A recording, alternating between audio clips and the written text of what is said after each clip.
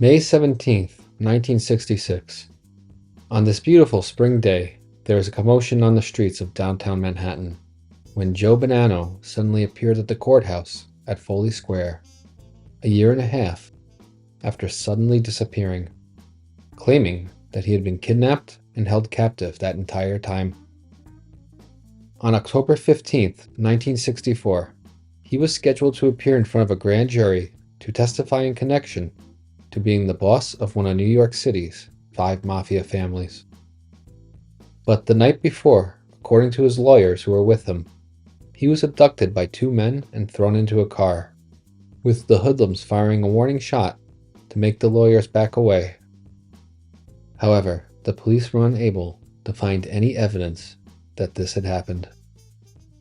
Joe Bonanno's sudden disappearance would throw his crime family into turmoil that would boil over into a full-blown, violent conflict between its members starting in 1965 that the press would dub as the Bonanno War.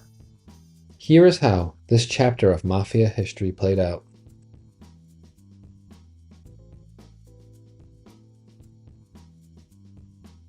In 1983, retired Mafia Don Joe Bonanno published an autobiography called A Man of Honor.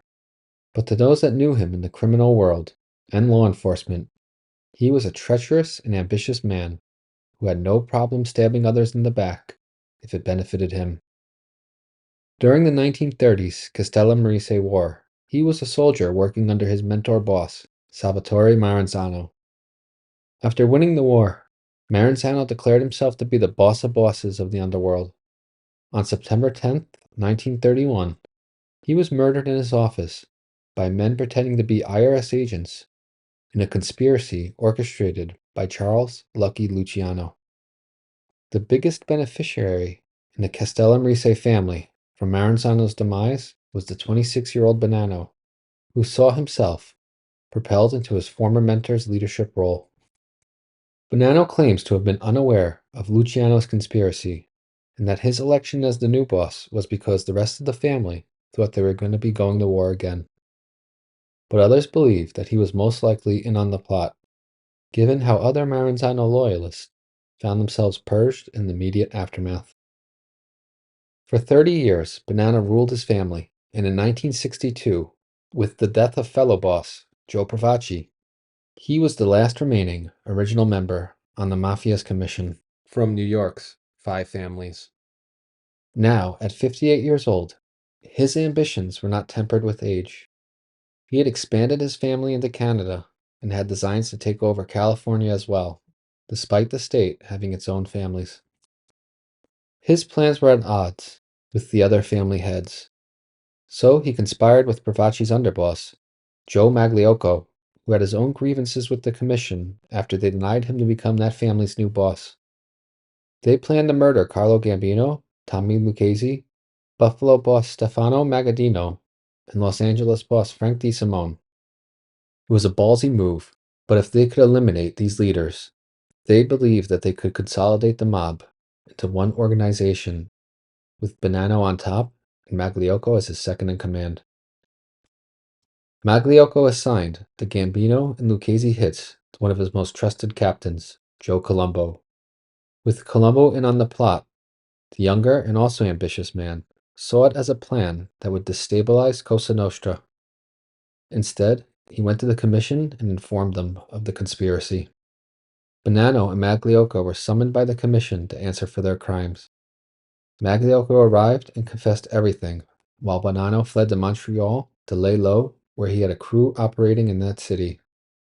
He would be arrested by immigration authorities for entering Canada illegally, held for 90 days, and then deported back to the United States. This incident was the only time he was ever close to being in prison. Once he returned to New York, he was subpoenaed and then disappeared after he was abducted off the streets. Joe Bonanno was very busy expanding his family's rackets into the heroin business during the 1950s. Using a distribution network, he was able to bring the drugs through Europe into Canada and Cuba for delivery to the United States. He also had his oldest son Bill inducted into the family around 1952 as an official member. The problem with Bill was that he essentially grew up in Arizona, away from the underworld of New York, and spent his youth being educated in schools instead of being on the streets.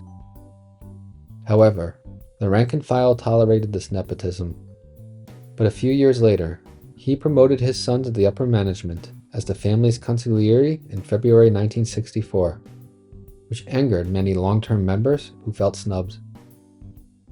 One member who was particularly upset by this was longtime captain Gaspar de Gregorio. De Gregorio had been Joe's best man at his wedding in 1931 and was Bill's godfather.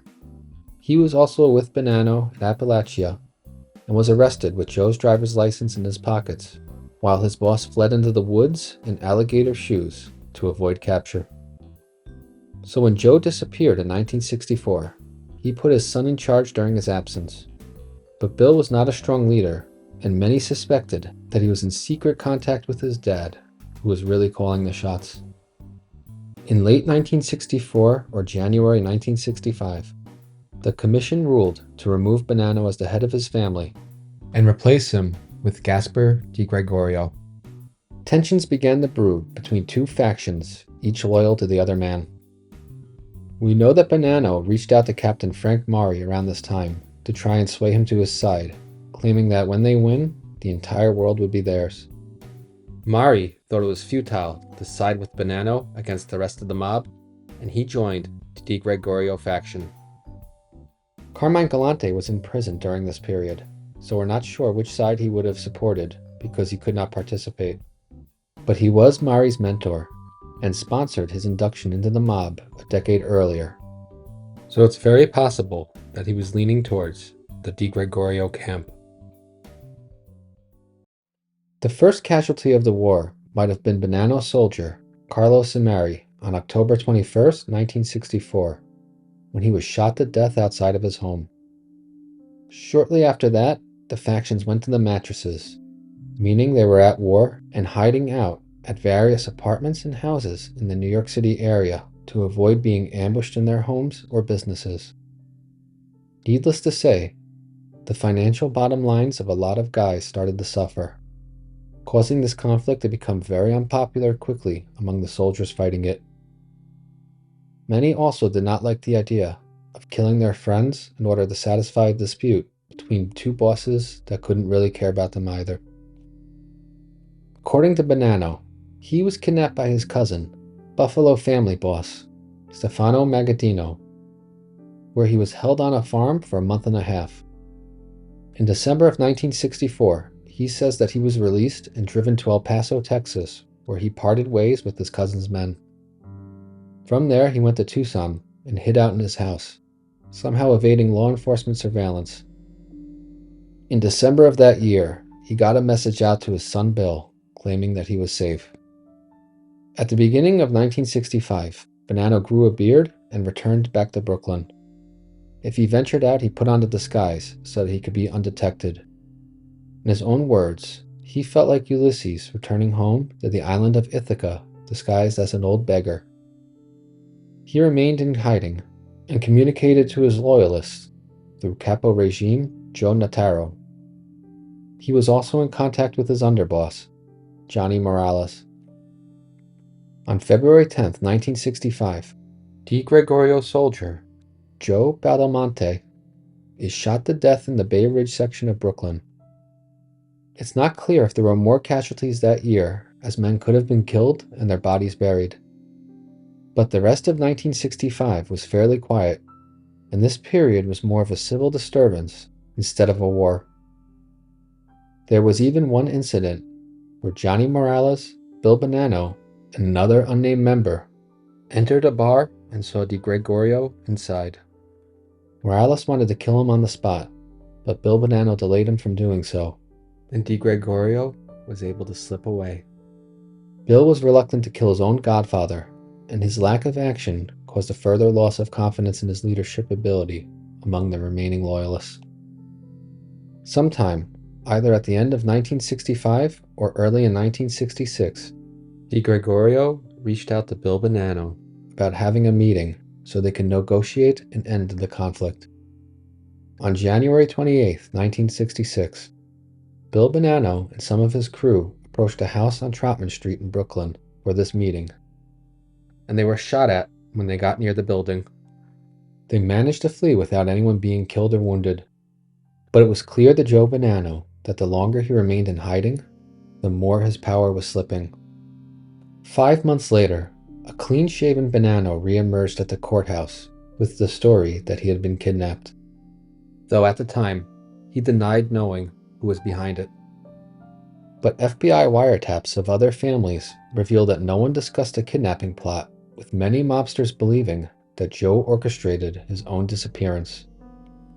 By now, Joe was back with his gang, and he was firmly in control of his faction.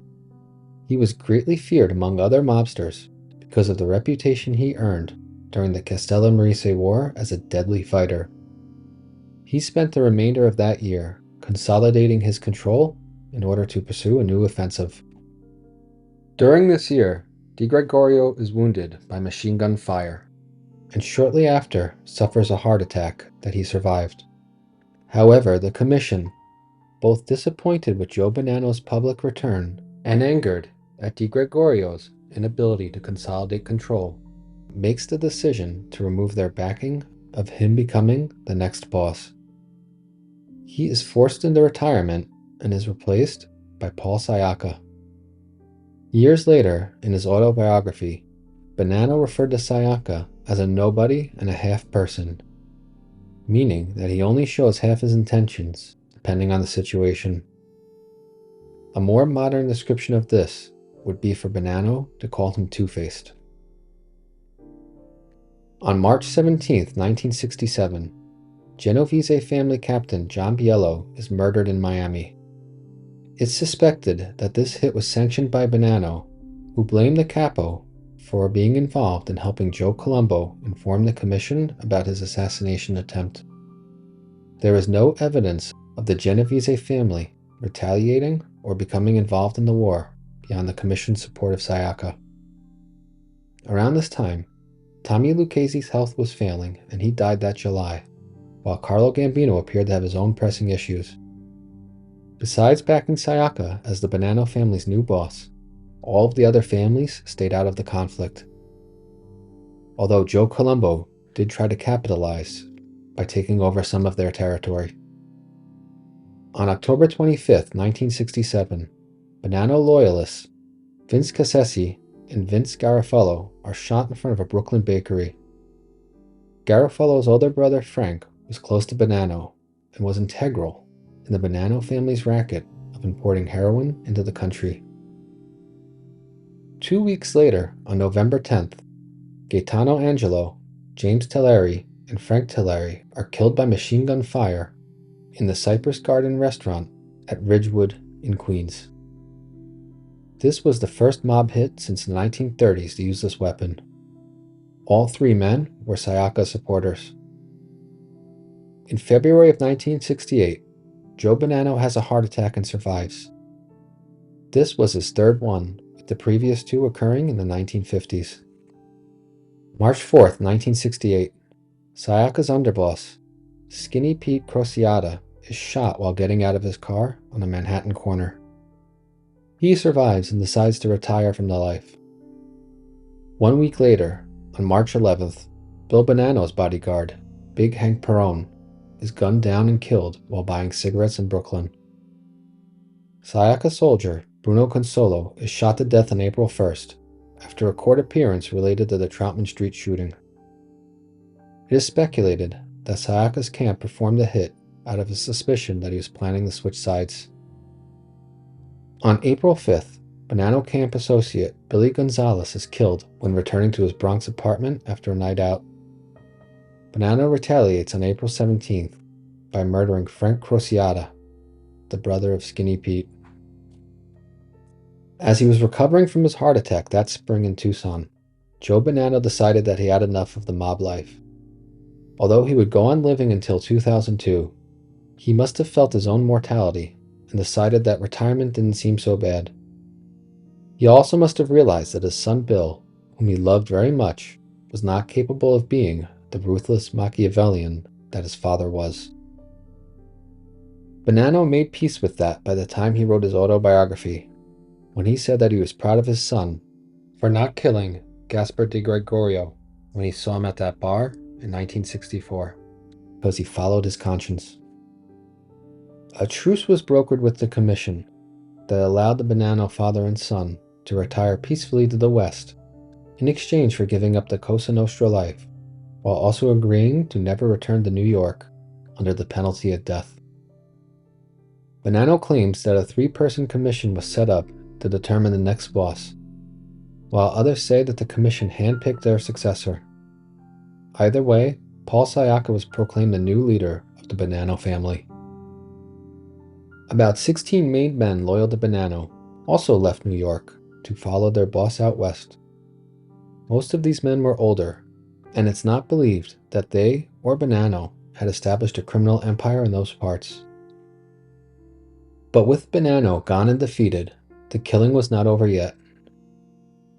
Sciacca promoted Frank Mari to be his underboss and made Mike Adamo his consigliere. On September 18, 1968, both men vanished after attending what they thought was to be a meeting with the Commission. They are presumed to have been killed for having ambitions to overthrow Sciacca. On February 6, 1969, Sciacca's soldier, Tommy Zumo, is shot to death in the lobby of his girlfriend's building. Future family boss Joe Massino is believed to be the killer, and this murder was how he made his bones to be inducted into the family when the mob reopened the books in the 1970s. Sciacca would claim ill health and retired in 1970, making Bonanno loyalist Natale Evola the new boss. He died of cancer in 1973, and Phil Rastelli took his place as the Bonanno family entered the twilight days of the Mafia's golden era.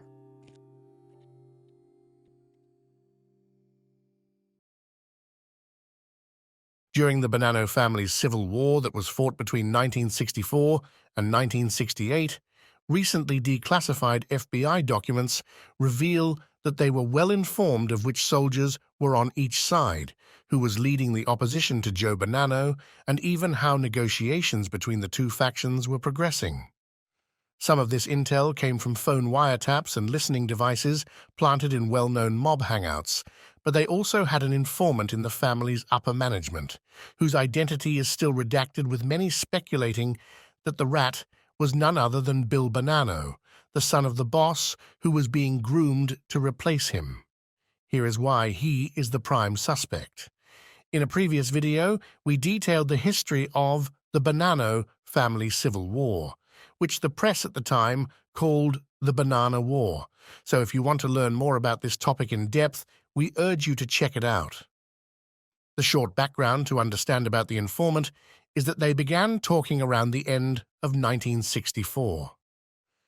In October of that year, Joe Bonanno was a wanted man by both law enforcement and the Mafia Commission. His problems with the Commission came from a conspiracy he engineered to murder the heads of other families so that he could consolidate control of the underworld as the boss of bosses. But it blew up when Joe Colombo was brought into the plot and promptly notified the men he was supposed to assassinate about what was happening. Bonanno disappeared that month, with his lawyers claiming that he was abducted off the street. In his autobiography, he claims that he was taken by his cousin Stefano Magaddino, but most people at the time, and still today, believe that Bonanno faked his own kidnapping so he could hide outside of New York City until things cooled down. In his absence, his son Salvatore, known to everyone as Bill, became the acting head of the family, and this promotion rubbed a lot of the old-timers the wrong way, as they felt that they had been passed over due to nepotism. Bill was not a street guy, and his father had him inducted into the family in 1952. In early 1964, he was promoted to the position of consigliere, which is when a lot of the resentment against him began to boil, with the main instigator being longtime capo regime Gaspar di Gregorio, Bill's own godfather, whom he knew his entire life. Besides his group of loyalists, Bill Bonanno found himself isolated from the rest of Cosa Nostra thanks to the actions of his father. With not many people to turn to for guidance, it's speculated that in his loneliness, FBI agents were able to cultivate him as an informant. The first evidence is a document detailing how Special Agent Richard Anderson was able to establish a relationship with a member of the Bonanno family who was having personal problems with his father. Anderson was able to gain this member's confidence by being sympathetic, and after the problem with the father was resolved, Anderson was transferred to Minneapolis, and the informant then became difficult for other agents to handle. The document goes on to say that while the member's criminal family is in conflict, the member was in danger of losing his standing within it, making that current moment a great opportunity to try to cultivate another relationship with him. It goes on to request that Special Agent Anderson return to New York so that he could continue his relationship with the informant. Bill Bonanno traveled to Arizona in December of 1964, and he was arrested when he stepped off the plane as a material witness to his father's kidnapping and disappearance. While he was sitting in a Tucson jail, he was visited by FBI agents from the New York office. It's suspected that Anderson was one of the agents, and we know from FBI memos that Bill talked, blaming his father's disappearance on a rebel group within the family. From this information, we could see how a distraught Bill Bonanno could turn to an FBI agent as a confidant, especially if he thought that the information might flow both ways so he could gain intelligence on the Di Gregorio faction. It seems plausible that the FBI might have been putting their finger on the scale during this war in his favor because they wanted Bill, their compromised informant, to become head of the family so that he could gain a seat on the commission. If they could have accomplished that, then he could have taken down the entire national crime syndicate. This relationship with the FBI would be a breaking of the code of omerta, but Bill was not a hardened Italian immigrant who came to the country poor. He was an American that grew up in Arizona while attending private school. And the problems with the still-secret informant's father that were resolved could be describing Joe Bonanno's disappearance in October of '64, along with his re-emergence in May of 1966, when he officially took the leadership reins back from his son. A second document from January of 1965 describes a high-level Cosa Nostra informant who told them that the mafia operating in Montreal was a crew that was part of the Bonanno family. There were more than a few high-level members that this document could have been referring to, but only one, Bill Bonanno, had a personal problem with his father. To date, a report has not been released detailing if the informant was reconnected with Special Agent Anderson, but he appeared to be cooperating with the FBI again in 1967, when he provided an update identifying the Bonanno family opposition's leadership as Paul Sciacca, Pete Crociata, and Frank Mari. Crociata's role was to manage the old-timers while Mari controlled the soldiers. The informant told the FBI that peace seemed unlikely because Sciacca wanted to be the family's new boss. Other intel from this informant claimed that Bill Bonanno always carried a gun on him because he would rather be caught by the police with one instead of being caught by the others without it. There are even more personal details about Bill Bonanno that the informant shared, like his trip to Europe with his mistress along with the itinerary, something that probably only Bill would have known. We can't be sure of what the FBI gave to Bonanno in return for his cooperation, but by 1967 it seemed clear that the Loyalist faction was not going to come out on top, and yet they still kept on fighting, most notoriously with a machine gun hit in a Queens restaurant that killed 3 members of the rival faction. But they could go on fighting and killing, and it would be no use in the long run because the Commission, and by extension, all of the other families, was not going to approve of Joe Bonanno returning to power, and they were not going to accept Bill taking the throne either, since he would just be a proxy for his father. In 1968, Joe Bonanno had a heart attack and decided that he no longer wanted to continue fighting a war he couldn't win. A peace settlement was reached with Joe, Bill, and 16 of their loyalists leaving the Cosa Nostra life and moving to Arizona with Paul Sciacca, becoming the undisputed boss. But leaving the Mafia did not translate into Bill leaving a life of crime. In 1970, he was convicted of 52 counts of mail fraud and sentenced to 4 years in prison. For the rest of that decade and the 1980s, he was in and out of jail. He also managed to capitalize on his time in the Mafia, being the son of the boss, into books and movies. On one project, he teamed up with Joe Pistone, the undercover FBI agent who posed as Donnie Brasco to infiltrate the Bonanno family in the 1970s. And it's very possible that that project was not the only time he worked with a Fed. Donnie Brasco is one of my favorite Mafia films, but one part of the movie is almost completely divorced from reality, and that's the scene of the infamous Three Capos murder. In the film, they locate the stash house of where Sonny Red is keeping an arsenal of weapons, and they ambush him there before he has a chance to get them. But the real-life killings were much more dramatic than what ended up on the silver screen. Here is how it happened.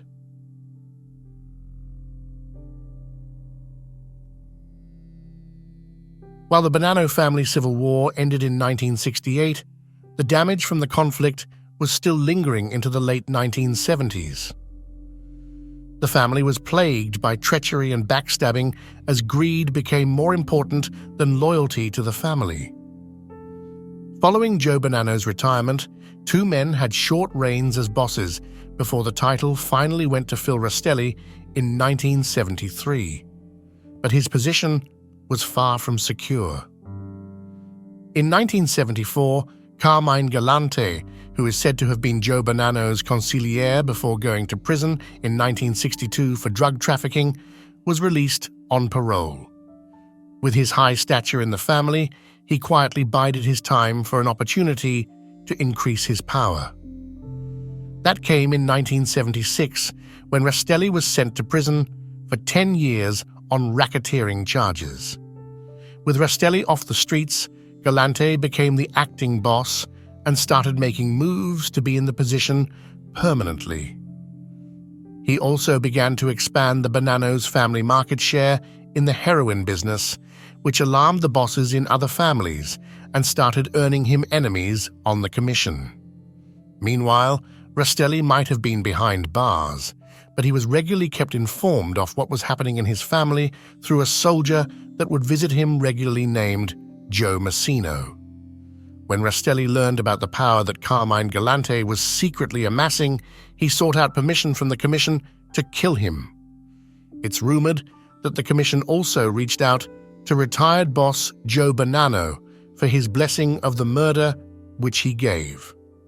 On July 12, 1979, Galante enjoyed a nice lunch at Joe and Mary's Italian restaurant in the Bushwick section of Brooklyn. After the meal, he lit up a cigar when gunmen suddenly stormed into the patio area where he was seated and murdered him along with 2 of his loyalists. His bodyguards were present and did nothing to stop the assassination. They were left unharmed, which suggests they were in on the hit.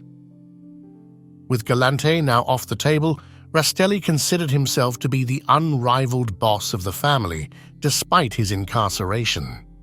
And because he was behind bars, communicating through Joe Massino to the rest of his family, the younger mafioso's power was also growing. Joe Massino was bumped up from soldier to capo following the successful Galante hit. During this period, FBI agent Joe Pistone was working undercover as Donnie Brasco. During the 6 years of Brasco's existence, he became part of Capo regime, Sonny Black Napolitano's crew, and became especially close with Bonanno soldier Benjamin Lefty Ruggiero. While Donnie Brasco was not directly in contact with Massino, he had plenty of second-hand information through his contacts that Massino was one of the top people in the family, according to FBI intelligence reports sent to his superiors. Carmine Galante's demise did not pacify his loyalists within the family. Instead, a faction led by Capo regimes Sonny Redindelicato, Dominic Trinchera, and Philip Giancone, began making their discontent public, and other families were starting to take notice. While the commission feigned neutrality and insisted on a no-bloodshed policy between competing crews, members of other families had their own personal favorites. The Gambinos and Colombos were partial to Rastelli, while the Genovese preferred his rivals. The discontent was well known among everyone, and in the early months of 1981, 2 high-level sit-downs took place between the rival sides. The Mafia in general prefers these kind of meetings as they know that violence is bad for business. And because they're meant to be peaceful, guns and other weapons are prohibited. With an absentee family boss, the 3 capos wanted more of a share of everything, ranging from territory, money, and rackets, while they wanted to kick up less tribute to the family's upper management. But despite the hours of talks combined with outside mediation, an agreement could not be reached. That spring, Massino's friend Carmine Franzese, a soldier in the Colombo family, tipped him off that the 3 capos were secretly purchasing guns and other weapons to build up an arsenal. This was interpreted that they were planning to go to war. Massino then reached out to his family's allies on the commission, Gambino boss Paul Castellano and Colombo boss Carmine Persico, to gauge their reactions about this tip, and he was advised that you have to defend yourself. Do what you have to do. Because this was before Donnie Brasco was revealed to be an FBI agent, the Bonanno family still had a seat on the commission, with Phil Rastelli recognized as the boss. This meant that 3 out of the 5 family heads were backing Massino up to do what he thought he needed to do to squash this problem. And he decided that would be to strike the 3 capos first. With the 3 capos controlling 3 crews in the family, Massino did not have much room to maneuver in order to avoid a full-blown civil war. His first action was to secure support for Rastelli from the rest of the family. Sonny Black and his crew were loyalists to the leadership, but there were other capos who preferred to be neutral to see how this would play out. One of these crews were the Sicilian Zips, who were brought in from across the ocean to fill the family's ranks and solidify the ties to the old country. With promises of expanded power in the family once it restructured, they joined in on Massino's conspiracy and made arrangements to bring in shooters from the family's Montreal crew, so that no one in New York would be able to recognize them. With the plot now in motion to kill their rivals, Sonny Black approached Massino and proposed that Donnie Brasco be one of the shooters on this hit, so that he could make his bones and be eligible to be inducted into the family later on. Massino had met Brasco before, and he had a gut feeling that something was not right about the man who would later be revealed to be an FBI agent. In fact, Massino has previously ordered his crew to stay away from Sonny Black's up-and-coming associate. The proposal was vetoed, and Donnie Brasco was not there that night, despite what was portrayed in the movie. Massino did not want to create a major war in his family when taking out the 3 rival capos would have been enough to neutralize the discontent. But that needed to be done in one full sweep. If he tried to kill the 3 men separately, there were too many contingencies, and if one of the targets got away, then the opportunity to quickly end the conflict would be over. Plus, the 3 capos were already overly suspicious, which made getting to even one very difficult. Massino interpreted the Gambino guidance to defend yourself as an indirect way to condone murder, so he took it a little further and approached their underboss, Agnello Del Croce, to secure his permission as well as provide a location for this to go down. His strategy was to lure the 3 capos to another sit-down in a place that would be perceived as neutral. Once they arrived unarmed, they would be ambushed. Del Croce gave his approval and delegated then Capo John Gotti to assist. They selected a Gambino run after hours bar to be the neutral ground for the meeting. Massino also arranged for two Bonanno family captains who were staying neutral in the conflict to be at the meeting as well, in order to lure his three rivals into thinking this was just another conference, and they would be safe. With his pieces all in place, Massino was now ready to lay his trap. On the afternoon of May 5th, 1981, Joe Massino, Sonny Black, Montreal crew Capo Regime, Yolando Sciascia, better known as George from Canada, plus another dozen soldiers and associates assembled at Massino's social club in Maspeth, Queens. Just before 6, they all left in multiple vehicles, which were equipped with radio scanners that could pick up police and FBI transmissions along with walkie-talkies so that the cars could communicate with each other in order to avoid any possible law enforcement surveillance. One FBI agent, Vincent Savadell, was watching Massino's headquarters that day, and as they group left, he called in their license plates and did his best to follow them. However, they quickly disappeared from his view thanks to fancy driving and traffic. The after-hours bar in Brooklyn was in reality a catering hall that had a backroom casino in Bensonhurst, Brooklyn. One associate was placed 2 blocks down the street with a walkie-talkie to warn Massino of any potential trouble like cops, rival mobsters, or anything else suspicious. Sonny Black and 4 of his men were placed in a van outside to watch the building while also functioning as backup shooters. If one of the capos happened to escape, then their job was to make sure he never got very far. Inside the building, Massino was accompanied by his brother-in-law and right-hand man, Salvatore, George from Canada, and 9 other gangsters.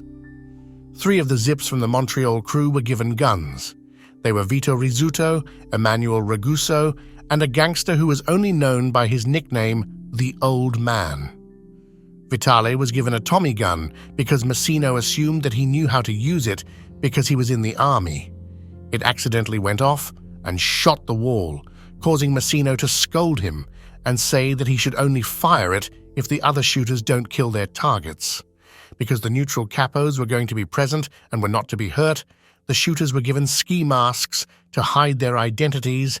They then hid in a closet to await the 3 capos' arrival. The signal to come out shooting was to be given by George from Canada, running his hand through his hair. One final note was that the hit was to be called off if Sonny Red failed to show up. He was the strongest and most feared of the 3 capos, and if anyone needed to be killed in order for the operation to be a success, it was him. The night before this planned ambush, the 3 capos met at a bar owned by Bonanno soldier Frank Lino, who was a member in Sonny Red's son's Bruno's crew. Bruno Indelicato had been promoted to capo in 1979 because he helped murder Carmine Galante. This bar was where they had been storing their amassed weapons as well. The 3 decided to go to the meeting unarmed as per the mob's rule, but sensing the danger, they ordered Lino to come with them and for him to get word to Bruno should anything happen to them. Around 9 p.m., the 3 capos plus Lino left to attend the sit-down. As they got close to the meeting place, their arrival was called in on the radio and the gunmen got into position. The door buzzed and Salvatore opened it. He ushered the men into the room. Vito Rizzuto jumped out with his mask on, announcing that this was a hold-up and everyone needed to line up against the wall. Salvatore later became a government informant, and he described what happened next. The plan was for Rizzuto and Raguso to line up the men on the wall and kill them. Vitale and the Old Man were to kill anyone trying to escape out the front. But everything happened so fast after Rizzuto revealed himself, and in seconds, bullets were flying everywhere. Frank Lino froze with fear at first, and once he saw that he was not a primary target, he ran out of there, making it out the door without being harmed. Big Trin Trinchera was killed first. Phil Giacone was punched in the face by Massino right before another gunman killed him. Sonny Red laid on the floor wounded when George from Canada came over and ended him with a bullet to the head. Once the shooting stopped, the gun smoke began to clear, and Vitale suddenly found himself alone with Massino and the 3 dead men. The neutral Capos and the other conspirators had all fled. The zip gun men also left as one of their own. Santo Giordano, who was there but not a shooter, accidentally caught a bullet in his back that left him crippled for the rest of his life. Sonny Black and his men failed to stop Frank Lino from escaping, and he disappeared into the night. With the killing done, he and his crew entered the bar to wrap up the bodies, clean any blood, and scrub the place of any evidence. More men from Massino's faction, who were on standby without knowing any details, were brought to the bar to aid with the clean-up. After they were done, the 3 bodies plus any other evidence were put inside the van Sonny Black had brought. As they were loaded out of the building, Massino's men blocked both intersections leading to the place, making sure that no passing motorists became accidental witnesses. The van was driven to Howard Beach with Joe Massino following it. Waiting on a street for them were Gene Gotti, Angelo Ruggiero, and John Carneglia. The Gambino members then took possession of the vehicle to dispose of it, along with the evidence inside, assuring Massino and his boss, Phil Rastelli, that they were not in this alone. Frank Lino was the only loose end from the murders, and Massino needed to get to him before he got to Bruno Indelicato and informed the capo of his father's betrayal and murder. Lino's cousin Eddie was a soldier in the Gambino family, and through him, Massino arranged a sit-down where Eddie Lino would also be present to secure Frank's safety. Frank Lino was assured that since the 3 capos were gone, he was not considered an enemy. They guaranteed his safety and also gave him a promotion to become the captain of the crew that Bruno was leading. In exchange, Lino had to tell the other family members that the 3 capos' murder was a self-defense measure and that everyone would be better off letting it go. The commission gave Bruno a pass, meaning that he would not be killed so long as he did not retaliate against the family. He was also demoted to soldier. Bruno would later be connected to the Carmine Galante murder through a fingerprint on a vehicle, and in 1986 he was convicted and sentenced to 40 years in prison. During that time, he met Catherine Burke when she was visiting another prisoner. She is the daughter of Jimmy the Gent Burke, mastermind of the Lufthansa heist. They were later married, and in 1998, Bruno was released on parole. It's rumored that he then took what remained of the Lufthansa heist money from his wife and pissed it all away gambling. In 2001, he demonstrated that he was not rehabilitated when he murdered Frank Santoro. In 2006, he was arrested for that crime, and in 2008 he pled guilty. He was sentenced to 20 years and was released on parole in 2022 at the age of 75. 19 days after the 3 capos' murder, Sonny Red's body was discovered in a shallow grave between Brooklyn and Queens. He was wearing a Cartier watch, which confirmed to the police that he was not the victim of a robbery. Before the commission gave Bruno a pass, Massino wanted to kill him. He was hiding out, and the assignment was given to Sonny Black, who then gave it to Donnie Brasco. Not wanting a federal agent to take part in a mafia murder, the feds pulled him out. They then informed Sonny Black that Donnie Brasco was really Joe Pistone. As indictments against the Bonanno family because of Pistone's work began to be issued, Sonny Black was summoned to a meeting. He had a feeling that he was about to receive the highest form of Cosa Nostra's punishment, and he left his jewelry, cash, and apartment keys with the bartender at the Motion Lounge, the hangout for his crew in Greenpoint, Brooklyn. On August 17, 1981, Sonny Black was picked up by a car in Bay Ridge, Brooklyn. Inside was Frank Lino and Stefano Canone, the family's consigliere. Canone was supposedly unaware of what was about to happen and was there to lull Sonny Black into a false sense of security. They drove into Staten Island and arrived at a house. Inside, they were greeted by soldier Frank Copper, who told them the meeting was in the basement. Sonny Black was the first to go on the stairs, and he was kicked from behind by Frank Lino. Two hitmen, Robert Lino and Ronald Filocamo, appeared. Robert Lino fired first and missed. His gun then jammed. Sonny Black then snarled, "Hit me one more time and make it good." Filocamo then fired several shots into him. Sonny Black's body was found a year later in a wooded swamp. He was identified through dental records. With Sonny Black's murder, Frank Lino proved his loyalty to Joe Massino. Phil Rastelli was released from prison on parole on April 21, 1983. On August 16, 1984, he was arrested for violating that parole. In 1986, he was convicted of 24 counts of labor racketeering and given a 12-year sentence. Following the three Capos murder and the isolation of Bruno Indelicato, the dissent in the family subsided. Although Rastelli was the official boss, Joe Massino was the one on the streets calling the shots and was generally recognized to be the heir apparent. In 1991, Rastelli passed away from natural causes and Massino took his place. His rule would have two notable things. He would be called the last Godfather by the press, since he would be the only boss not in prison, and he would become the first head of one of the 5 families to become an informant. But that is for another video.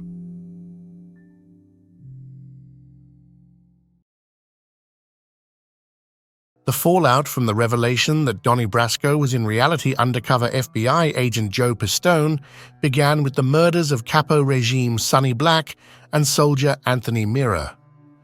Sonny Black accepted Donnie into his crew and proposed him for membership, while Mira's mafia violation was initially introducing Brasco to other members of the Bonanno family who accepted him in as an associate.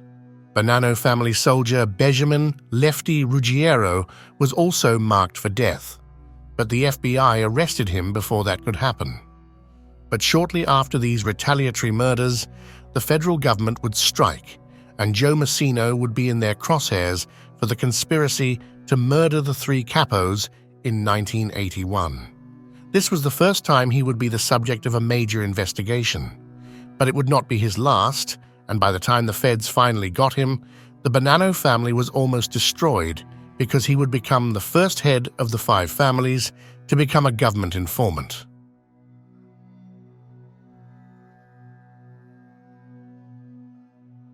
On November 23, 1981, 6 members of the Bonanno family were indicted on racketeering charges along with conspiracy to commit murder in regards to the 3 Capos murder 6 months earlier.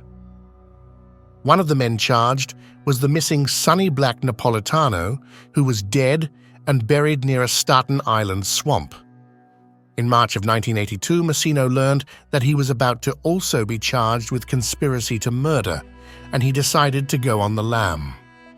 His strategy was to hide out long enough so that the trial of the men already indicted and in custody would proceed, and from there he could see what evidence the prosecution had and what strategies they would use. For 2 years, Massino hid out in the Poconos region of Pennsylvania.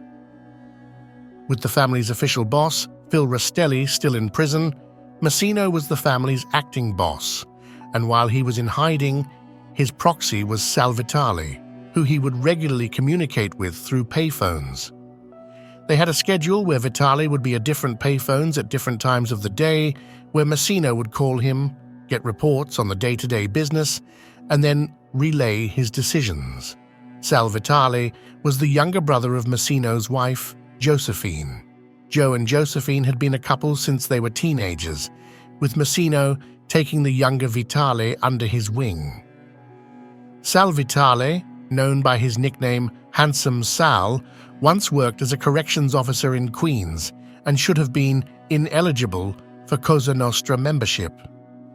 But this blemish was covered up by his brother-in-law, who had sponsored his induction into the family. In 1984, The dust from the Donnie Brasco fiasco seemed to be settling. The indicted men went to prison for lengthy sentences, but no one talked or cooperated to make a plea deal. And more important, with Massino now seeing the government's cards, he knew how to fight their case. He hired defense attorney John Pollock and negotiated his surrender. Massino would be a defendant in 2 trials during the late 1980s. The first was in 1986, where he was a co-defendant on racketeering charges with 11 other members of the Bonanno family, including the now aging boss Phil Rastelli, whose health was drastically declining. He was found guilty and sentenced to 10 years in prison. The next year, Massino and Vitale went on trial for hijacking and conspiracy to commit murder in relation to the 3 Capos killing. Their lawyer was the famed Bruce Cutler, who would later represent John Gotti. Here, the strategy of Massino going on the lam paid off, and they beat the murder charges. They were found guilty of the hijackings, but the jury also determined that the statute of limitations ran out, and thus the convictions were invalidated. Salvatore returned to the streets a free man, while Massino went back to prison to continue his sentence. Vitale would visit Massino regularly in prison and relayed his orders to the men on the outside. Massino was eligible for parole in 1992, and he became very cautious, not wanting known criminals to visit him because that could jeopardize his chance of getting out. Eventually, he would only allow his wife to see him and would give her cryptic messages to deliver to Vitale. In 1991, Phil Rastelli died from liver cancer. Massino had one order for his brother-in-law: get me the boss position. That year, the 10 capos of the family met with Vitale, serving as Massino's representative. Joe Massino was the only name proposed for the position to lead the family, and his election was unanimous. Salvatore was promoted to be his underboss, while aging member Anthony Spero was named to be the consigliere. Massino was granted his parole in 1992, and he was determined to rebuild the family while also not going back into prison. The Bonanno family had never fully recovered from their civil war in the 1960s, and the Donnie Brasco incident only damaged them further. Now, having spent 5 years in prison with lots of time to think, Massino was ready to institute reforms to strengthen the family against government persecution. His first order was to ban social clubs. Since the earliest days of the mob before the 1930s, social clubs functioned as hangouts and headquarters for the capos of different crews across New York City. This centralized space worked well for organizational logistics, but it also created magnets for the FBI to surveil and bug with listening devices. Massino also sought to limit the amount of meetings capos would have with each other and the boss. The idea was that if one crew was unaware of another crew's activities, then both groups would be more insulated and protected from informants. And since he was out on parole and not supposed to associate with known criminals, Massino had his underboss Salvatore be the source of communication between him and his capos.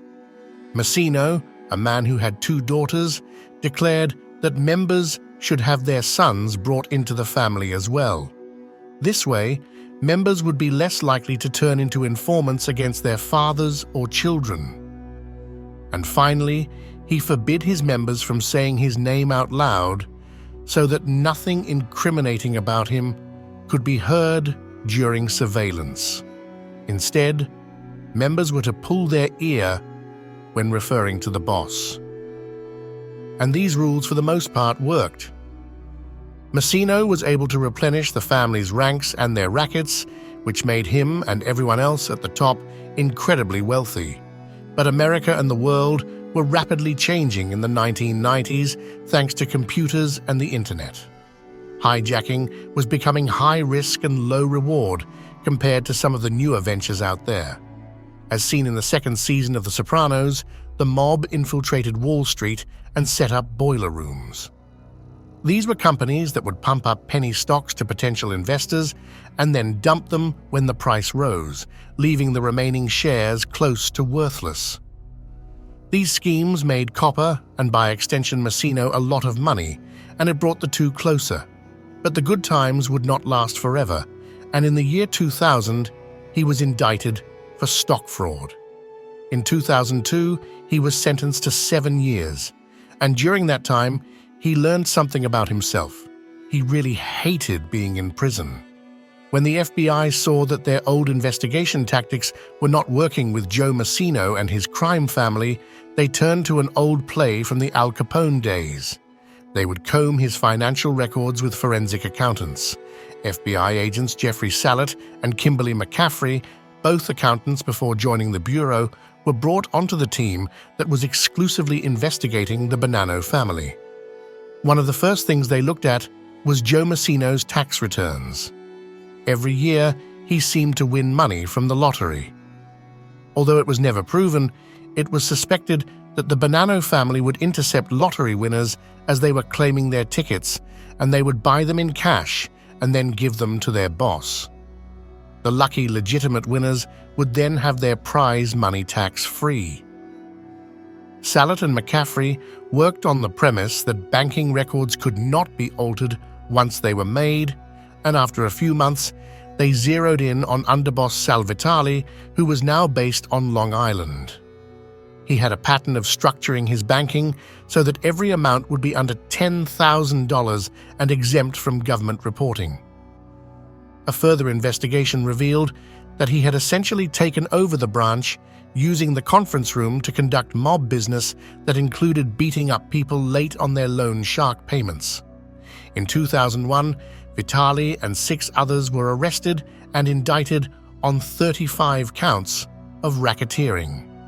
Handsome Salvatore may have been the Bonanno underboss and brother-in-law of Joe Massino, but during the 1990s the two became distant. With Massino now a free man, he learned that many of his capos could not stand him, and he slowly became influenced by their opinions. Vitali had also moved to Long Island, which made him physically distant from Massino, who was based in Queens. Vitali also had 4 sons, whom he discouraged from joining the mafia, and they went on to have legitimate careers, which only infuriated Massino more. During the late 1990s, Salvatore was still the underboss by title, but in reality, he was pretty much on his own. All tribute from the Capos was flowing directly to Massino, with his brother-in-law no longer receiving a cut. Meanwhile, another member named Richard Cantarella had become Massino's protege and was becoming the unofficial second-in-command of the family. Vitali was forced to form his own crew and commit his own crimes in order to maintain the high-end lifestyle he enjoyed, which is how he ended up at the European American Bank. He would plead guilty to his charges in 2002 and was allowed to remain on house arrest as he awaited sentencing. But the maximum penalty he faced was suspiciously low to Massino, and he began to suspect that his brother-in-law might be cooperating. He then issued an order that if Massino himself were arrested, Vitali should be killed in retaliation. What was making Massino very nervous was that Vitali could implicate him in multiple murders that he ordered and/or performed. One of the most recent was Galante Sciascia, better known as George from Canada, who was a lead conspirator in the 3 Capos murder. Long story short, Massino became very close with one of his loyal capos named Anthony Graziano. Sciascia was bad-mouthing Graziano to others, claiming that the man was an unreliable drug addict. Sciascia, who led the Canada crew, found himself kicked out of that country and relocated to New York. Now that he was closer to the boss, the man got on Massino's nerves, and when he began spreading rumors, Massino decided he needed to go and delegated the job to his brother-in-law. George from Canada was shot to death on March 18, 1999. Joe Massino denied sanctioning the murder, telling others that it was probably a drug deal gone wrong. He would later regret this killing. Meanwhile, the forensic accounting investigations expanded from Bonanno members to their associates, and a man named Barry Weinberg entered their radar. Weinberg was an investor who was in the New York City parking lot business, who seemed to have a fascination with mobsters, believing that if he was connected, it would expand his money-making opportunities while also attracting beautiful women who were drawn to power. Weinberg became an associate to Richard Cantarella, and through him, we met Frank Copper. Both mobsters would regularly extort Weinberg. On January 9, 2001, Weinberg was pulled over for what appeared to be a traffic violation. He was then whisked away to waiting FBI agents. It turned out that in addition to being a mob associate, the businessman had not filed his taxes in over a decade, and the government was only noticing now. He was given two choices: go to prison or wear a wire. He instantly chose the wire and would capture Cantarella and Frank Copper on tape. The dominoes were now all lined up for the government to take down Joe Massino and the Bonanno family. All that was needed now was the first one to fall. Up until October of 2002, the Bonannos were the only one of the 5 families that could say they never had a member turn into an informant. That changed when Frank Copper, already serving time behind bars, learned about the new charges against him thanks to Barry Weinberg's cooperation. Knowing that the recordings took away any reasonable doubt a jury might have, he was looking at spending the rest of his life behind bars. Copper got a message to prosecutors and agreed to become a witness against boss Joe Massino. The next domino to fall was Richard Cantarella, who was indicted on a 24-count RICO charge that included murder. He initially stayed quiet, but once he learned that Frank Copper was testifying against him and he would spend the rest of his life in prison, he decided to make a deal. On the morning of January 9, 2003, FBI agents arrived at Joe Massino's home at 6 in the morning. The mafia boss was dressed and appeared to be waiting for them. He was indicted with Salvatore and Frank Lino in a comprehensive racketeering indictment that included the 1981 murder of Sonny Black. The government was not able to hit him with charges for the 3 Capos murder since he had already been acquitted, despite the new information. Vitale was held in a different location from Lino and Massino. The FBI told him that this was for his protection. At first, Vitale seemed to stand by his brother-in-law, but once he learned that Massino had put a hit out on him earlier, he changed his tune and agreed to cooperate. Massino and Lino learned about Vitale's defection during a meeting with their lawyers. Lino decided then he would also flip, because if he didn't, he wouldn't have a legal chance to ever see the outside of a prison. He waited until the meeting was over before getting in contact with the prosecutors. He then spent almost 3 months in solitary confinement for his own protection. But to him, it was better than being dead. Massino hired David Breitbart to be his attorney. Breitbart was recognized as one of America's best criminal defense lawyers. The trial began on May 24, 2004. The case against Massino was overwhelming, but Breitbart tried his best to defend the man. He did not contest that Massino was head of the family, but argued that the murders occurred before he assumed that position, and they stopped shortly after. Breitbart tried to pick apart prosecution witness testimony and only had one witness for the defense, an FBI agent who challenged Salvatore's reliability. After 5 days of deliberations, Massino was found guilty of all 11 charges he was tried on. He was looking at life without parole, plus the seizure of all his family's assets, which amounted to about $10 million. It would have left his wife and mother destitute. Between the murders of Sonny Black in 1981 and George from Canada in 1999, the federal government had brought back the death penalty. For the first trial, United States Attorney John Ashcroft held off on pursuing the 1999 murder charge, but now that Massino was found guilty, he wanted to have a new trial for the second murder with the goal to have Massino become the first head of the 5 families to die by execution. Perhaps the man who had participated in many murders while ordering countless more was afraid of his own death. Or maybe the thought of his family losing all of their assets was what motivated him. But immediately after his guilty verdict, he spoke to his judge and offered to become a cooperating witness. In October of 2004, he told investigators about a mafia graveyard in Brooklyn, where the remains of the missing 2 capos from the 3 capos murder were found.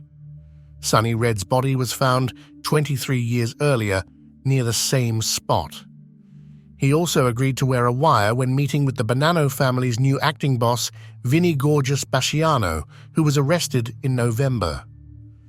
During this conversation, Basciano admitted to murdering associate Randolph Pizzolo. In January 2005, Basciano was indicted for the murder, and Massino was identified in the press as being the anonymous fellow mobster that recorded his confession. Instantly, he turned from boss to pariah. The death penalty for the Ciacia murder was dropped, and he pled guilty. He was sentenced to 2 life sentences with the possibility of a reduction depending on his performance as a witness. Massino's wife was allowed to keep $3 million worth of their assets. Keep in mind that when someone decides to become a government witness in exchange for immunity, they need to confess to every single crime they ever committed to avoid future charges. Frank Coppa, Frank Lino, Richard Cantrella, Salvatore, and Joe Massino all made this choice, and their actions almost wiped out the family they swore an oath of loyalty to. Vincent Basciano went on trial for the Pizzolo murder in 2011, and Joe Massino testified as a witness against him. Vinnie Gorgeous was found guilty and is still in prison today. He was also a witness as a mafia expert in the 2012 trial against Genovese capo Anthony Romanello. In 2013, the Department of Justice filed a request to reduce Massino's sentence, citing his cooperation as a witness and his failing health. He had been overweight and a diabetic for decades. The release was granted, and he was sentenced to time served and supervised release for the rest of his life. Massino entered the Witness Protection Program and was placed in a retirement home that is located in the Cleveland area under the name of Ralph Rogers. He was once recognized during a visit to a casino, but ignored the FBI's request to relocate. In 2023, he became ill and was relocated to Glen Cove, Long Island, where he died on September 14th at the age of 80. The Bonanno family functioned without a boss in the years after Massino's betrayal, with a ruling panel of capos calling the shots. In 2013, the family elected Michael Mancuso to be the new boss, and it is believed that he still retains that position. It has also been reported that Bruno Indelicato, now almost 80, has been promoted to the position of consigliere. In 1981, he was a capo in the family, and his father, Sonny Red, was killed by Massino during the 3 capos' murder. Massino also tried to have Bruno taken out, but the commission intervened before that could happen and gave him a pass along with a demotion back to soldier. In 1987, he was convicted for taking part in the Carmine Galante murder because of a fingerprint, and he refused to cooperate with investigators. As a result, he was given a 40-year prison sentence and stayed silent the entire time. In 1998, he was released on parole, and 10 years later, he was back behind bars for another murder until his release in 2022. He spent 26 of the past 40 years in prison, and his last sentence carried the possibility that he might die from old age without being a free man. And all throughout that time, the man who was on the losing side of the 3 capos murder has maintained his oath of omerta to the family that killed his father. 25 years ago, the Bonanno Crime Family was New York City's most powerful mafia clan. But the constant pressure of law enforcement eventually got to them, which culminated with family boss Joe Massino becoming the first Don to break his code of omerta to become a government informant. Never before, and never since, had the boss of one of the five families done something like that, and it shocked the underworld. A lot of the family's top management went to prison in the fallout, and the guys left on the street organized a ruling council instead of having just one guy be the leader. It's speculated that the mafia as a whole is nowhere as powerful as it once was, but it still exists. And the trial of corrupt Nassau County Police Detective Hector Rosario shined a light on the current state of Cosa Nostra.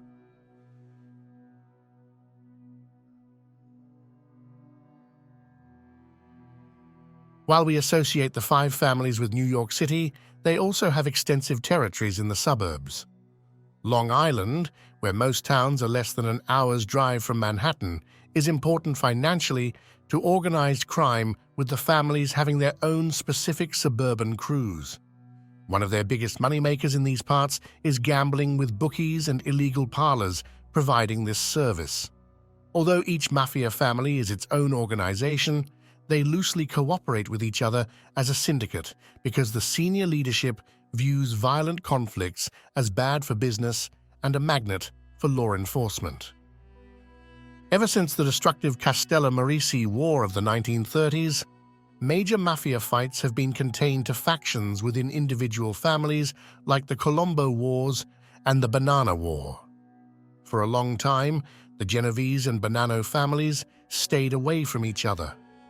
The Bonannos lost their seat on the mob's ruling panel, known as the Commission, in the early 1980s, after they were kicked out when they almost initiated Donnie Brasco, who was in reality undercover FBI agent Joe Pistone, into their family. In fact, Sonny Black, the capo regime that sponsored Donnie and was a dedicated loyalist to then-boss Phil Rastelli, was murdered by Joe Massino because of this. Although no one realized it then, losing their commission seat was a blessing in disguise, because during the Mafia Commission trial that lasted from 1985 to 1986, their leadership was absent from the defendant's docket. And during the trial's fallout, which marked the end of the mob's golden era, the Bonanno family was the only one to enter the 1990s with their leadership structure completely intact. Massino became the most powerful boss in the city, and the family was given its seat back. But rival boss of the Genovese family, Vincent the Chin Gigante, did not like him and forbid his family from cooperating with that group. But by the 2000s, things changed dramatically with the Chin's death and Massino's betrayal. And as the FBI changed their focus from organized crime to terrorism, the Mafia was able to catch a breather and regroup. And soon, the two rival families were about to enter a joint venture together. It began in Lynbrook, Long Island, at a shop called Grand Cafe, where gelatos were served in the front and gambling was available in the back. But not just anyone could go in that part of the store. You needed to ask for a specific menu item that was not on the board and then give a password phrase. For example, "Let me get a tiramisu coffee, my friend Jean recommended it." The place had 2 poker tables in the back, along with slot machines. The owner of the shop split the profits 50-50 with a member of the Genovese family for his protection. But the deal fell apart after that member was sent to prison. And once he stopped paying, not only was he no longer under that family's protection, he also became a target for them to extort. After being beaten up during a visit by men he didn't know, the shop owner turned to an associate of the Bonanno family for help. A sit-down was arranged, and the result was that the Bonannos would now be part of the venture with a take of 25%. The two families also agreed not to operate competing gambling parlors within a 5-mile radius of each other. But there was no agreement about making certain gambling customers exclusive to either family, and that's where the tensions that broke the partnership began. One down on his luck, gambler stopped going to the gelato shop and instead took his business to Sal's shoe repair in Merrick, New York. This place had a similar backroom setup and was run exclusively by Genovese associate Salvatore Rubino, who was known on the streets as Sal the Shoemaker. With this gambler no longer at the gelato shop, the Bonannos felt that they were now losing money. They believed that the Genovese family had poached the customer exclusively for themselves, and they were angry. In 2012, Detective Hector Rosario had been a member of the Nassau County Police Force for 5 years. During that time, he entered a friendship with Bonanno family associate Salvatore Russo.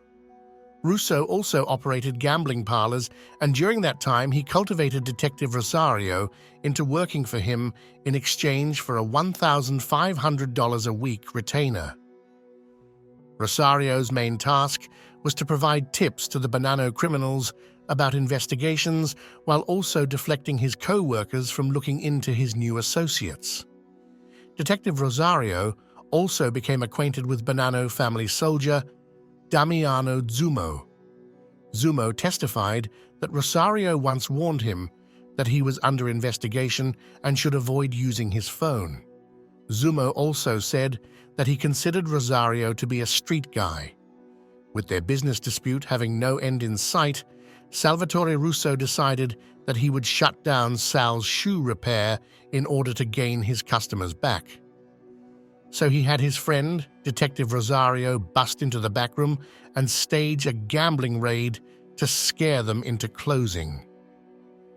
Rosario and 2 other men entered the shop wearing police badges and jackets. They broke a few machines and yelled at the people present. They soon left, and store owner Sal Rubino suspected it was a fake law enforcement operation since no one inside was identified, let alone arrested, and no evidence was seized.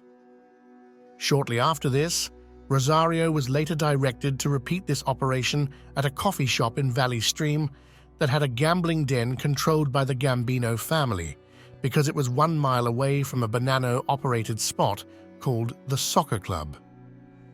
However, this place had a buzzer that needed to be rang for the door to open for admission, and the crooked cop was not allowed in.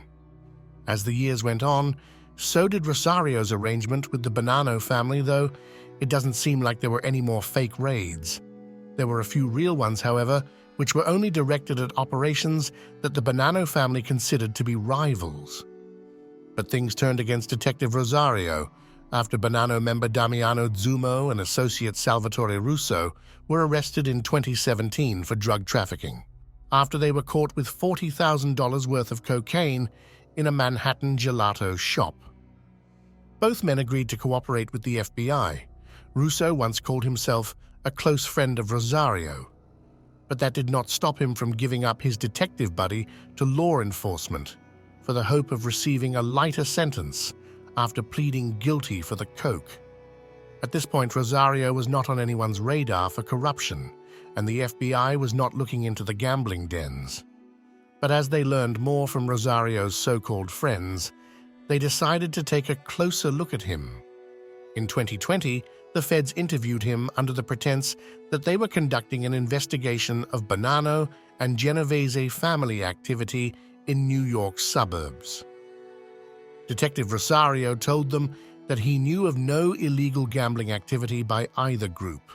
He was unaware then that his mafia pals had betrayed him years ago. In August of 2022, Detective Hector Rosario was indicted in the Eastern District of New York on federal charges for obstructing a grand jury investigation and for making false statements to the FBI. He was then promptly fired by the Nassau County Police. In February 2025, his trial began. He did not testify in his own defense, and his lawyers maintained that he did not do anything wrong. They claimed that he did not obstruct justice because he was unaware that his friends were under investigation. They also claimed that the people testifying against him, Salvatore Russo, Sal Rubino, and Damiano Zumo, were all convicted criminals who were trying to destroy Rosario in exchange for lighter sentences, and therefore they could not be trusted to be honest.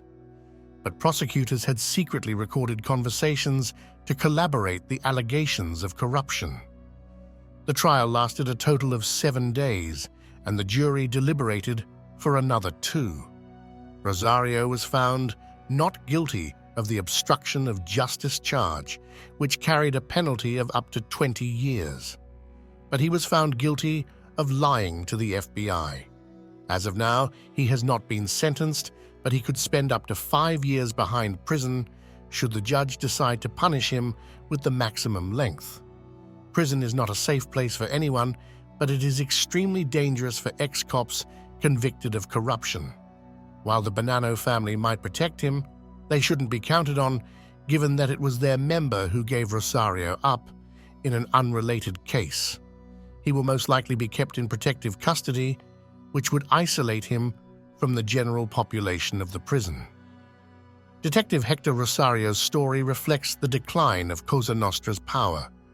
The fake raids he was employed to carry out fooled no one, and while he almost got away with his corruption, he was sold out when Bonanno family soldier Damiano Zumo broke his oath of omerta and cooperated with the police. We now have official members of the mafia ratting out associates in order to save themselves.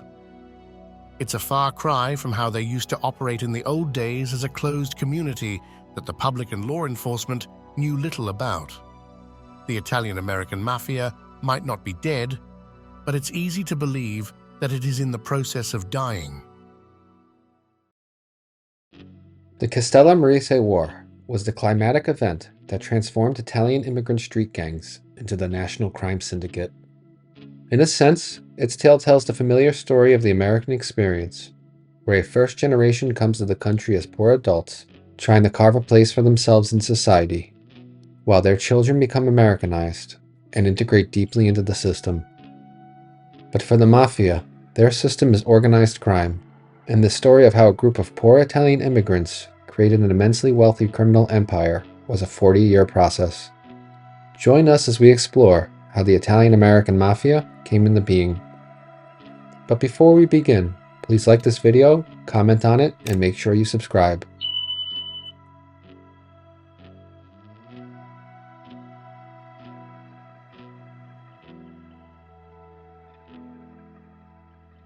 To best understand the Castellammarese War, it's best to start at the beginning of the events which led up to it.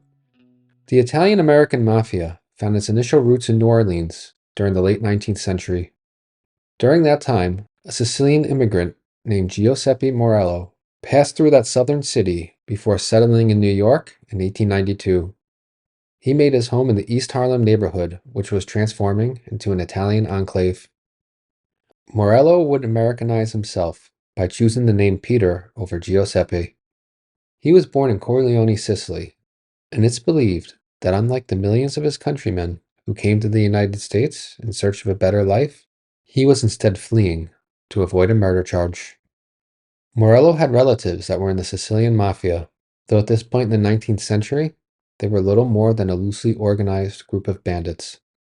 But their sophistication was evolving.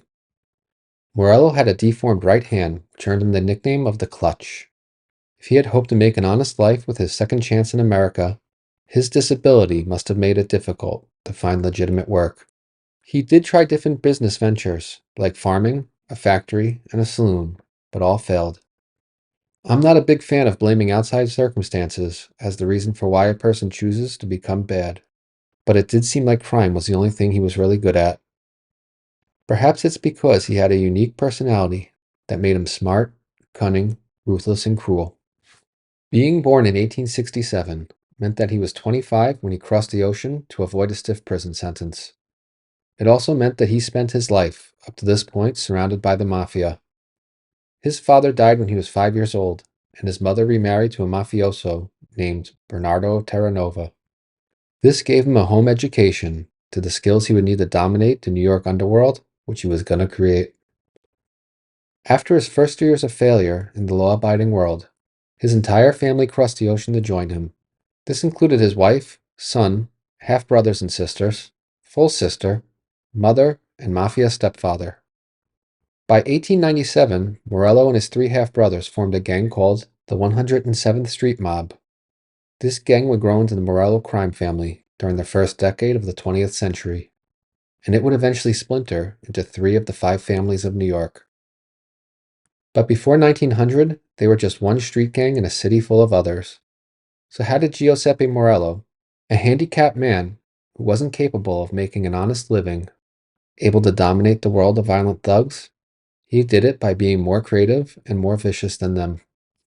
Given that Morello fled to the United States to avoid a murder charge, it would be easy to assume that he had experienced killing his rivals before he crossed the ocean. And so, he had no problem with adapting the strategy to be more violent than his violent rivals. And while he might have been a failed businessman, he did understand the power of branding.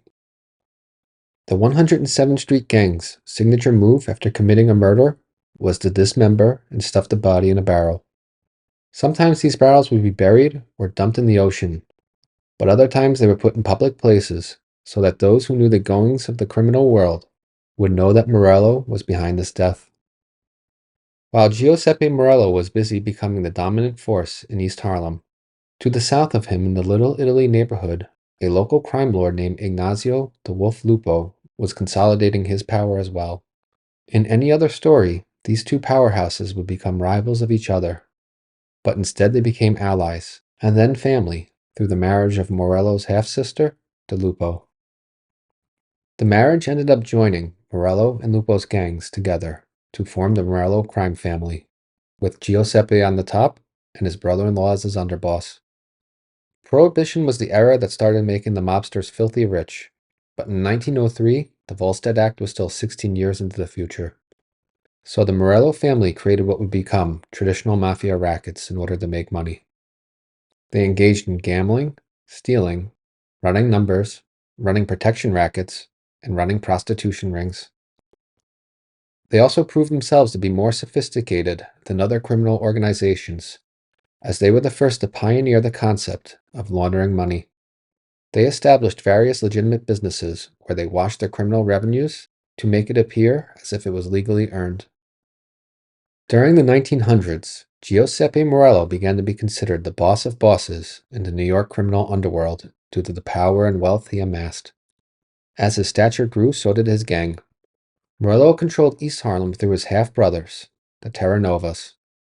In downtown New York City, he ruled through Ignazio Lupo.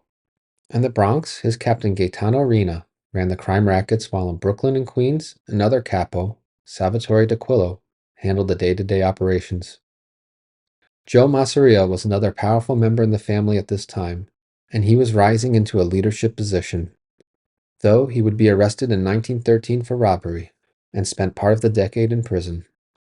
With his power at its pinnacle, he entered into an alliance with the powerful Sicilian mafia boss, Don Vito Cassioferra, and his insatiable greed caused him to enter into a new criminal enterprise: counterfeit money. The operation they ran was simple. Counterfeit US dollars were created in Sicily, and they were then shipped to the United States for Morello to distribute. During this period, the FBI was at its infancy, and the federal government was much smaller than it is today. But there was one established part of the government with decades of investigating experience when it came to fake cash: the Secret Service. They were founded in 1865, and their original mission, which they still carry out today, was to combat the counterfeiting of money.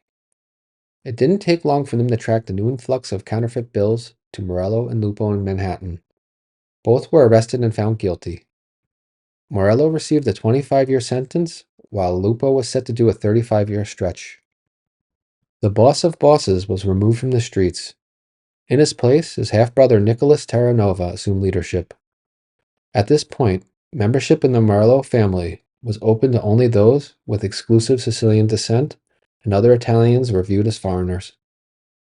In Brooklyn, another group of organized criminals from Naples were creating their own home. They were called the Camorra, and they became rivals to the Morello family. In 1915, a war broke out between both groups that was deadly and destructive to both sides. Leader Nicholas Terranova would be killed in the fighting. Control of the family passed to the remaining two Terranova brothers, and they did their best to survive. The war ended with a tip to law enforcement that took the Camorra leadership off the streets and into prison. The organization fell apart and the remaining members integrated into the mafia. But the Morello family victory was short-lived. In 1916, Joe Massino was released from prison, and he was gaining power within the family to become his own force. Meanwhile, Gaetano Rina in the Bronx decided that he was not happy with the current state of management, and he declared his own independence in 1920, turning his large crew into his own family. The Terranova brothers' leadership was only weakened from here, while Salvatore d'Aquila and Joe Massino's grew. Then at the end of the year, the chessboard changed when Giuseppe Morello and Ignazio Lupo were pardoned by the president and released back onto the streets. Another game changer now was Prohibition. The outlawing of alcohol, while the public still wanted it, meant that anyone who controlled the black market of booze would become incredibly rich. The stakes were high in the underworld. D'Aquila decided his prestige would be seen as a threat to his old boss, and he decided to take Morello out before Morello could have him murdered. To achieve this, he decided that it would be best to kill Masseria first, so that way Morello's powerful lieutenant would not be a rival after the boss was gone. Former Camorra member Umberto Valentini was assigned to the murder. On August 9, 1922, 4 gunmen waited on 2nd Avenue in Manhattan to ambush and kill Masseria outside of his apartment. Masseria noticed his would-be killers just as they were about to shoot. He ran into a shop and dived for cover, while 4 men shot at him at point-blank range as he attempted to duck out of the way. The only damage to the man was a hole in his hat and a bullet skimming his jacket. This incident would later give Masseria a reputation as being able to dodge bullets. The gunmen, having failed in their mission, jumped into a waiting car and sped away. 2 days later, Valente was murdered as he tried to run away from a meeting that he realized was a setup. One of the shooters is said to be a young Charles Luciano. The exact details of the leadership of the family are hazy during the immediate period, but somewhere at this point, Masseria's power was becoming undeniable, while Morello's was past its prime. We'll never know how the arrangement was reached, but Masseria would become Joe the boss, while Giuseppe Morello stepped aside and became his number 2. The only first-hand account of the 2 mafia powerhouses together in person comes from Joe Bonanno's biography, which will come up later in this story, but it seems clear that the 2 had a very effective working relationship. During this transition, Salvatore d'Aquila officially broke off from the family and became independent. He was powerful in his own right, but Masseria and Morello knew they would eventually get him and recapture their lost territory. But for now, they needed to rebuild themselves to become the mob's most powerful faction. So that's what they spent the rest of the 1920s doing. And when the Castellammarese War broke out in 1930, these 2 men were leading one side of the fighting.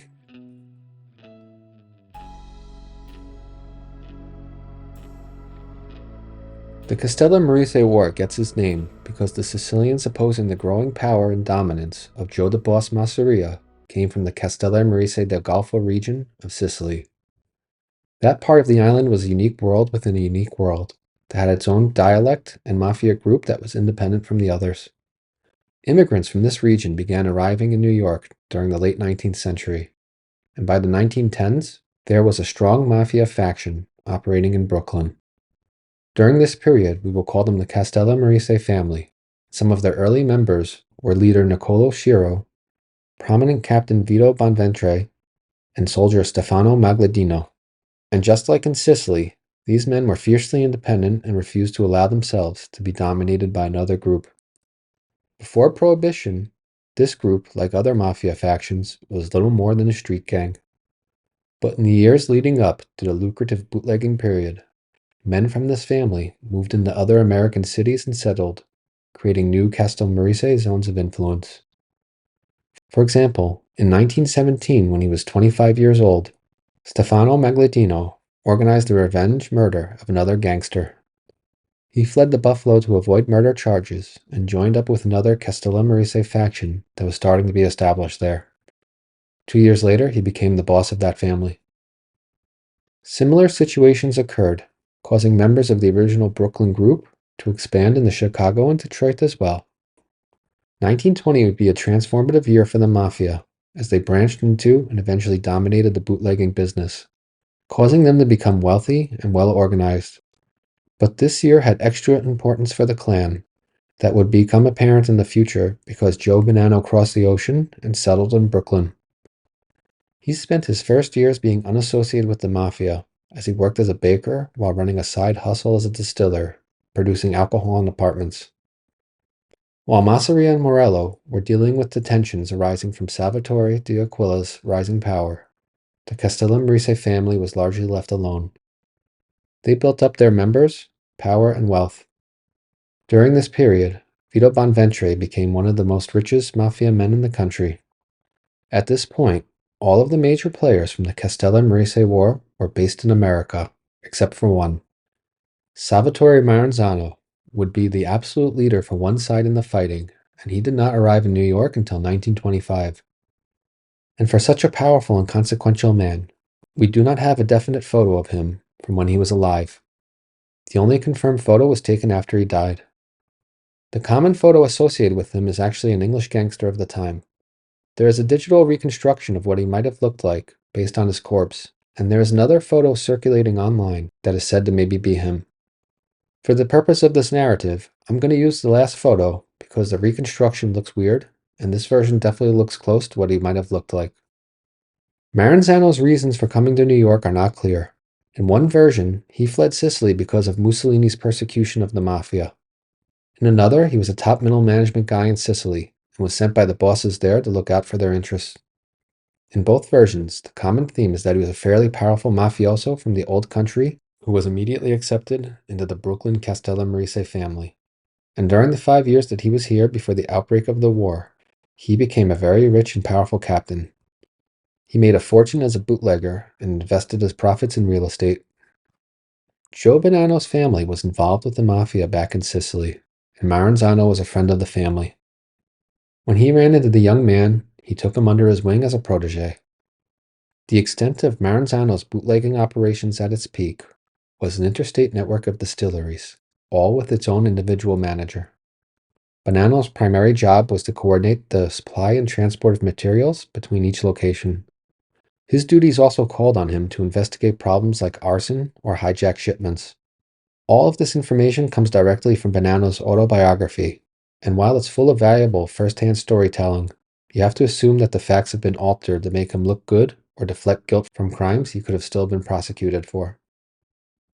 One example is that he claims once he performed his investigation duties, he would pass the information on to Maranzano, who would then have someone else take care of the solution. It's entirely possible that Maranzano might have compartmentalized his organization, but we also need to consider that part of Bonanno's duties might have included killing the wrongdoers, and he didn't want to admit it. Murder charges do not have a statute of limitations. While Bonanno became very close with Maranzano during his rise to power, the younger man was an associate and not an official member of the family. This put him in brief danger during the late 1920s when, after seeing how his boss was becoming filthy rich and starting to have extra money for himself, he invested in a Brooklyn-based distillery that was bigger than the bathtub operations he used to have before meeting his mentor. The business was a success, and it attracted the attention of an Italian man named Mimi, who demanded a cut of the revenue because they were operating in his neighborhood. Emboldened by his relationship with the powerful Maranzano and the things that he did for him, Bonanno refused to pay. The two got into an argument which almost turned into a brawl before being broken up.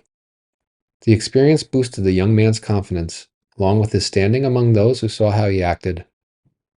Unfortunately, it turned out that Mimi was not a nobody. He was a made member of the Castellammarese family, and he was angry. And while Bonanno was not a member, he had powerful friends because in addition to Maranzano, his older cousin was Stefano Magladino, the boss of Buffalo. A sit-down was arranged, with Captain Vito Bonventre to be the arbitrator. Magladino attended, but Maranzano was Bonanno's main advocate. He argued that Joe was his guy, and Mimi should have checked into who Joe was before he went in with his demands. At the end of the meeting, Bonventre ruled in favor of Bonanno, and he was allowed to keep his operation. Shortly after that, he became a made member of the family, with Maranzano as his sponsor.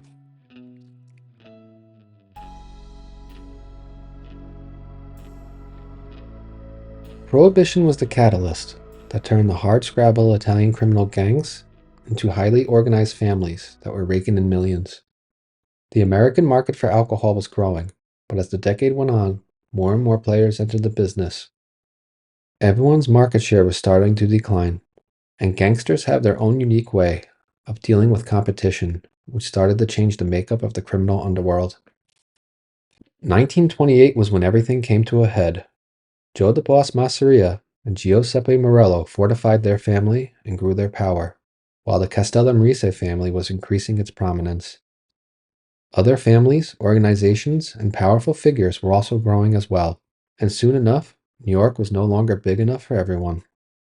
The first major player to go was Brooklyn powerhouse Frankie Yale.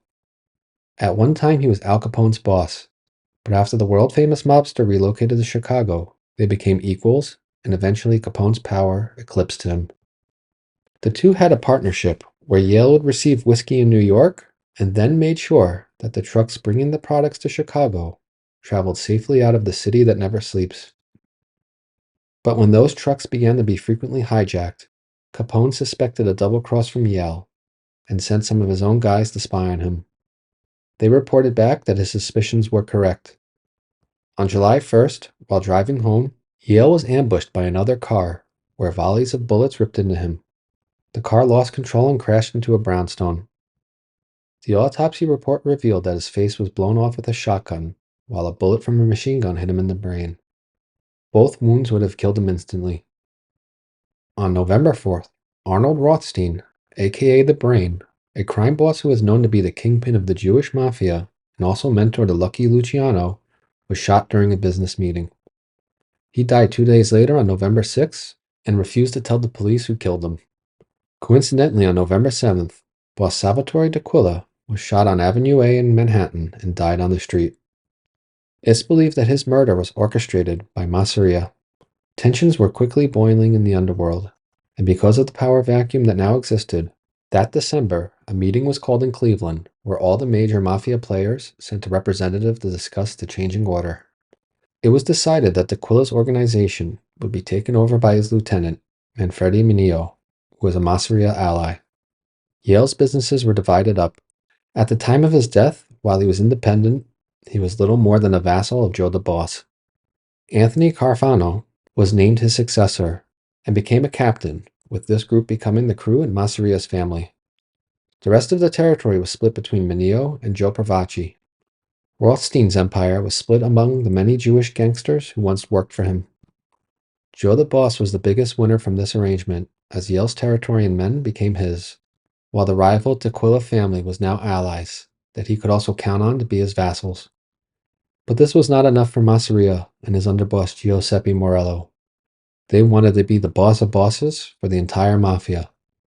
And to do that, they would need to divide and conquer America, with one city at a time. And for cities he could not directly control, he would appoint or back a leader who would then be in his debt. That's what happened in Chicago at the end of the 20s. Al Capone and his Chicago outfit did not always have a monopoly on the town. His war with the Northside Gang is well known, but there was a second rival as well. Castellammarese gangster Joe Aiello held significant power in his own right. Masseria and Morello copied the same playbook that John D. Rockefeller used when he took over the oil industry 50 years before them. They would hold a meeting with their potential rivals, let them know their strength, and give them the opportunity to peacefully submit or be destroyed. A meeting was held with Masseria, Capone, Aiello, and Gaspar Milazzo, the boss of Detroit who was also allied with the Castellammarese families. A settlement was not reached, tempers flew, and Milazzo walked out. Joe the Boss decided to put his finger on the scale to tip the balance of power in Capone's favor and provided support to the famous gangster so that he could take over the entire city. What followed would be a vicious war that shocked the public, and it turned Capone from a beloved figure into public enemy number one. The Chicago Beer Wars was a conflict within the larger Castellammarese War that was about to transform the mafia. If Al Capone ended up on the winning side, then Joe the Boss would have massive influence in the Windy City. Next, Masseria focused on the Detroit family and had its leader, the man who walked out on the meeting for peace, Gaspar Milazzo, killed. His replacement was a Masseria-approved man, and that city was now an ally. Across all cities, Joe the Boss was making progress by employing a divide-and-conquer strategy. But in New York, he did not make any gains since the 1928 conference. In 1930, it was clear that the Castellammarese family was going to be a problem, and he set about pacifying them so that they would slowly be dismantled. By this point, everyone in the Mafia across the country knew about Joe the Boss's plans for expansion and domination. And Joe the Boss was also aware of the up-and-coming Salvatore Maranzano. Maranzano was contacted and requested to come to a sit-down with Masseria to discuss his future.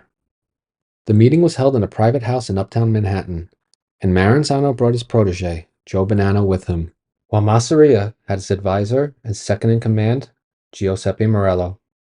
There was concern that this meeting might be a trap, but Maranzano insisted that they go to it, and that they didn't bring any guns to show their good faith. The man's mind was made up to resist the aspiring boss of bosses, but he knew that he would lose a war if fighting broke out at that moment, so his strategy was to delay the conflict and build strength. Joe Bonanno left a record of the meeting in his autobiography. Although he was not part of the conversation, he was in the background serving as a bodyguard and could overhear it. According to Bonanno, Masseria spoke both poor English and poor Italian, but this was his message.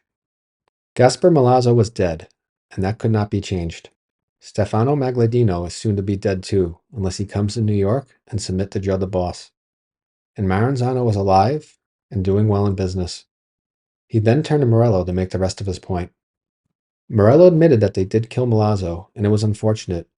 He then went on to praise Maranzano for all his successes, and closed his praising with a reminder that he could only be so fortunate in the future if he had the right friends. Maranzano saw that they wanted his submission, and he tried to deflect it by saying he was not the boss of his family. Niccolo Ciro was. They also asked him to make contact with Magladino in Buffalo to get him to come to a meeting. Maranzano said that he could only try, but he could not make promises about what others might do. After this exchange, which seemed to have been rather pleasant and civil to Bonanno, Morello leaned into Maranzano and whispered that if he tried to fool them, then Maranzano's fight would be against Morello personally. He boasted that in Sicily, Maranzano never faced anyone like Giuseppe Morello. Maranzano replied that nor had Morello ever faced anyone like Salvatore Maranzano. The mood was tense, but then they tried to smile and make it look like a joke. "What a bunch of comedians, you two," Masseria declared. The meeting ended and Magladino never showed up in New York, but it was productive for Maranzano and Bonanno because they learned a lot about the men they were about to face in battle. Bonanno recalled Morello as being very well spoken and having the qualities of a man that men wanted to follow as a leader. Masseria in turn was referred to as a slob because of his speech, manners, and dress. While Masseria might have been the boss, it was clear to Maranzano that Morello was the brains behind the family. It would not be too far to speculate that Morello might have been the boss in secret, while Masseria was only a front. Maranzano was not the only member of the Castellammarese family that Masseria and Morello were trying to peel away. After the meeting, they sent a message to family boss Nicola Ciro demanding $10,000 to stay in their favor. Ciro paid the money and then fled to Sicily in fear. But they were not satisfied with only the boss being off the table. Vito Bonventre was a powerful captain, and he had the means and the following to assume control.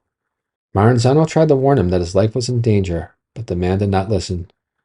A few days later, he was killed outside of his home. The family was in tatters. Maranzano worked behind the scenes to shore up support to make him the new boss. He got the blessing of Stefano Magladino, while the other captains in the family, knowing of his reputation as a warrior in Sicily, also decided to back him. The family held a meeting for all its members, as everyone debated what to do. Maranzano spoke up at the meeting and rallied everyone, declaring that the only options were to fight back or lose everything they built. That night, he was officially elected by all members to become the next leader. It was now up to him to create a strategy to strike back, and what happened next would be remembered as the Castellammarese War.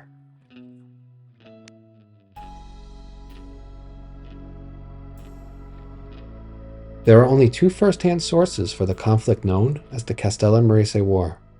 One was Joe Valachi, who was the first made member of the Mafia to turn state's evidence. He was a former thief and getaway driver that was recruited as a soldier into the Maranzano faction. The other source was former Mafia boss Joe Bonanno, who wrote a tell-all memoir in 1983 that became a bestseller. But in 1930, he was simply just one of Maranzano's top soldiers. Bonanno described the conflict as a war of self-defense. They wanted to remain independent, while Joe the boss and Morello wanted them to submit and become serfs. The alternative to this was death. Detroit boss Gaspar Milazzo resisted them and he was murdered, so it was clear that their threats were not a bluff. But there were some delays to their grand plan. Al Capone's war to seize control of Chicago was meeting more resistance than anticipated. Meanwhile, the new Masseria-approved boss of Detroit, Chet Lamar, was facing a rebellion in his own ranks, as many found being allied to the man who killed their leader to be treasonous.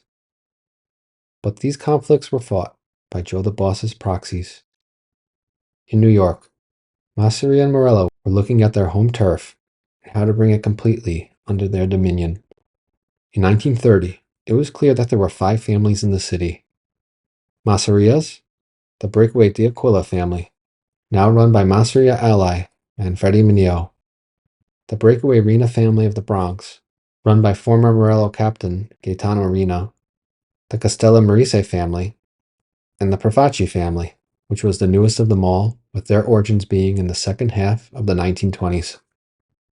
The Castellammarese family at first seemed like the biggest threat, but Masseria and Morello figured that it was neutralized, as the leader was chased back to Italy, its top captain was murdered, and Salvatore Maranzano appeared to have been bullied into submission. They thought it was off the table, and they turned next to the Rena family.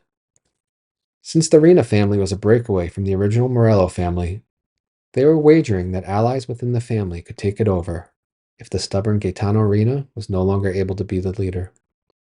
To achieve this, they murdered him on February 26, 1930. While he was outside of his mistress's apartment, a gunman appeared and shot him on the street. He died right there, leaving his 6 kids fatherless. Legend says that Vito Genovese was the killer. Masseria ally Fat Joe Pinzolo was made the next leader of the family, and they were no longer considered to be a rival. Now they could set their eyes on bringing Prohibition into their sphere of influence. Unfortunately for Masseria and Morello, Maranzano had been biding his time, preparing the Castellammarese family to fight back. Money from bootlegging was used to buy weapons and materials needed to win. Once the new leader felt confident in his ability to strike Masseria soon, the family soldiers went to the mattresses. According to Bonanno's book, this meant you had to leave your family, you had to abandon your business, and you had to put your life in danger. Not a pleasant prospect for any man, least of all a rich and complacent gentleman. As in any war, it was mainly the young and unattached who did the fighting. Maranzano's men rotated between a network of safe houses that was supplied with food by some members of the family, while other members supplied guns and ammunition. Knowledge was compartmentalized between the groups, so no one besides Maranzano exactly knew who was doing what and when. Maranzano traveled in an armored car with American-born Mafia member Charlie Di Benedetto as his driver, but they only hit the road when it was absolutely necessary. This was the spring of 1930, and Maranzano had not fired a shot at Joe the Boss yet. Instead, he made his family disappear, and they bided their time to work on creating an opening move that would devastate their enemy. If the fight devolved into a war of attrition, then the outnumbered Castellammarese would be at a huge disadvantage. All sides of the conflict aggressively recruited young Italian hoodlums to join their ranks. This was how Joe Valachi entered the Mafia. Originally, he was the getaway driver for a gang of thieves that got caught and convicted. While in prison, he met some Maranzano allies, and following his release, he was recruited by the Castellammarese family and quickly became made when he demonstrated his abilities as a soldier. But new recruitment was only going to take Maranzano so far. While Masseria and Morello had vassals, in addition to their large family, Maranzano would need to acquire allies from other factions. Just like with Detroit, there were captains in the Rena family who were unhappy serving a boss who was just a stand-in for Masseria and Morello. The first one Maranzano won over was Gaetano Gagliano, and his second in command, Tommy Lucchese. Both men understood that they were not fighting for the survival of the Castellammarese, but instead the struggle was about ending the tyranny of Joe the Boss. However, the alliance needed to stay secret for now until the right moment. By summer, Maranzano gathered enough strength to fight, and he attacked with the deadliest first strike he could launch. Using taxi drivers as spies, he learned that Masseria was not even in hiding, while Morello was keeping up with his routine of visiting his office every day with a bodyguard. Because Morello was perceived to be the brains behind Masseria's strength, he was determined to be the more valuable target. On August 15th, gunmen visited Morello in East Harlem, killing him and an associate. After these shots were fired, bodies began to quickly drop on all sides. The death of Giuseppe Morello shattered the illusion of Joe the Boss being invincible. Maranzano used the momentum from this win and reached out to members of the other families for support. In the Forma de Aquila family, he made a deal with powerful Captain Frank Scalise for Scalise to kill Mineo in exchange for Maranzano to support him as the family's new leader. Meanwhile, the Bravacci family agreed to appear neutral while secretly allying with Maranzano. On September 6, Gaetano Gagliano launched his rebellion within his family when Tommy Lucchese murdered Pinzola at his office in Manhattan. The family was now on Maranzano's side. Masseria's biggest ally was Al Capone, but because Chicago was fighting their own war, he was unable to reciprocate his benefactor with support. But that didn't stop rumors from spreading. Word got out that Capone was going to send men to New York, and Bonanno learned that they were going to be at an office building, so he planned to ambush them there. The day before the shooting was to take place, Bonanno and his crew picked up fresh machine guns from a dealer. Fresh meant that they could be discarded and not traced after their use. They went to the office building in Manhattan and loosened the hinges on the door so they could easily be kicked in when needed. As Bonanno returned to his car, he and his driver were stopped by the police and the guns were found. The cops were watching the gun dealer for an unrelated investigation and saw Bonanno pick up the weapons. The police tortured both men, but they did not talk, and when a lawyer hired by Maranzano arrived, he was outraged to find the brutality that Bonanno and Di Benedetto endured. Eventually, the police dropped the charges in exchange for the brutality to be forgotten about. After Morello's murder, Masseria went into hiding. Joe Valachi was tasked with renting an apartment in a complex where Joe the Boss was suspected to be holed up in. In October, Valachi sent word to Tommy Lucchese that he saw his target and a hit team was assembled. After days of waiting, they didn't spot Masseria, but they did see D'Aquila family boss, Manfredi Mineo, and his underboss, Steve Ferringo. They decided to take advantage of the situation and ambush the two men. In one swift move, the leadership from Masseria's ally family was wiped out. Although he was not involved, Scalise was named the new family boss. However, the family was split in two, with some refusing to abandon Joe the Boss, while many others were happy to leave him. As Christmas was approaching, Masseria's prospects have changed from almost guaranteed winner to almost guaranteed loser in less than 6 months. Al Capone had finally won his war, but he was now weary to throw his support behind a sinking ship. Masseria's allies were dwindling, but there was one man he felt he could depend on, Charles Lucky Luciano. Eager to see the war end, Maranzano declared that his conflict was with Joe the Boss only. He vowed that he would not seek vengeance on his supporters or soldiers. This peeled more allies away from Masseria, and the goal was to get somebody to betray him. That happened in the spring, when Luciano and Vito Genovese sought out a meeting with Maranzano that Joe Bonanno witnessed. He called it a classic Sicilian conversation, where every word carried implications, but nothing was said directly. Do you know why you're here? Yes. Then I don't have to tell you what has to be done. No. How much time do you need to do what you have to do? A week or two. Good. I'm looking forward to a peaceful Easter. Maranzano received Luciano's assurance that he would deal with it personally. Maranzano also made it clear that if he failed, then Luciano would also be his enemy.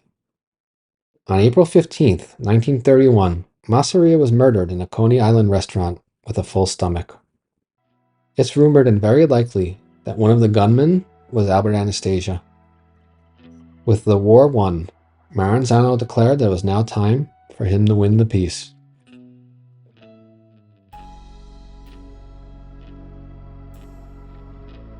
A meeting was called to establish the new state of affairs at Wappinger Falls, New York, in May of 1931. Maranzano was recognized as the boss of the Castellammarese family, and his underboss was Angelo Caruso, a captain who was instrumental in the recent war. Frank Scalise took over the Mineo family, and Gagliano was made official boss of the Rena family. Luciano was then declared the new leader of Massaria's family, while Pravacci still retained control over his own. It is said that here is where Maranzano declared himself to be the boss of bosses for the Mafia, but Joe Bonanno denied that this was true. According to him, there was a power vacuum created by Joe the Boss Massaria's death, and Maranzano was just filling it, while he considered himself to be equal to the other men in the room. But here is an account of what happened at the meeting, and you could judge for yourself about his intentions. Maranzano provided the security for the event. No weapons were allowed, and no one was allowed to leave. If they needed to use the bathroom, then they needed to be escorted by one of Maranzano's men. Maranzano had everyone sit at a long table. A plane circled overhead to scout for police cars, but Maranzano told everyone that it had guns and bombs to scare them. He rearranged the seats and then said one side is honest men and the other side is dishonest. When men protested, he said enough. The past is gone and we should move on with peace. Maranzano proposed that the families be organized into a legion structure, with upper management, captains with crews, and their soldiers who would all be made men. At the very bottom were to be associates, who were not official members, but could one day be, provided that they were 100% Italian. The ritual for becoming a made man was adopted as official for this new formal and secret society. Families were all capped at their current membership levels, in order to prevent an arms race in future war. Some members were shifted into different families in order to mix up the rosters and ensure that one faction was not full of men hostile to groups that were on the other side of the war. This was how Joe Valachi went from being Tommy Lucchese's man to being in the Luciano family. After this conference, peace seemed to have been achieved, and everyone relaxed. But Bonanno observed that while Maranzano was a great war leader, he was a mediocre statesman during peacetime. Tensions were also brewing between Maranzano and Stefano Magladino. Before the war, the latter man had more prominence than the former, but that was now changed. Maranzano also had an aristocratic way about him that was off-putting to others. He was educated and well-read, while most of his soldiers were street guys that found it hard to follow along in a conversation with the boss. This contrasted with a short temper that revealed itself once everyone began to relax. Luciano was said to have been very unhappy with how Maranzano decided to manage the peace. Joe the Boss's gluttony for power was his undoing, and now Maranzano was following in his footsteps towards the goal of total domination. The new boss of bosses had either gotten wind of Luciano's doubts, or he might have just not simply trusted the man, since he set up his own boss to be killed. Either way, the younger man was becoming a problem to the older one, and he decided to take out a contract on him. On September 10th, Maranzano summoned Irish gangster and assassin Vincent Cole to come to his office at the New York Central Building.